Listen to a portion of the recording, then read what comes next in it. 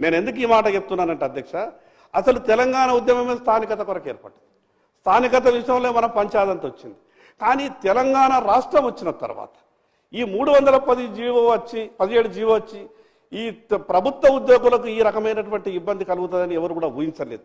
నేను అందుకే ఇన్ని మంచి పనులు చేస్తున్నామని సభలో చెప్తున్నారు, చాలా సంతోషం. ఇటువంటి మంచి పనులు కూడా వాటికి ఎంతైతే స్పీడ్గా చేసినారో ఈ మంచి పనులకు కూడా అంత స్పీడ్గా చేయండి. ఒక్కొక్క చివరిగా 1 నిమిషంలో ముగిస్తా అధ్యక్ష. ఒక్క విషయం, తెలంగాణ రాష్ట్ర ఆర్థిక వ్యవస్థ గత ప్రభుత్వం చిన్నాభిన్నం చేసిండొచ్చు. ప్రభుత్వ ఉద్యోగులు విపరీతంగా ఇబ్బందులు పడుతున్నారు. జీపీఎఫ్ని కూడా జమ చేసినటువంటి జీపీఎఫ్ని అది మీ తప్పు అని నేను కొత్తగా మీ మీదనే నింద వేసేసి ప్రతిపక్ష నేను రాజకీయ విమర్శ చేయదలుచుకోలేదు.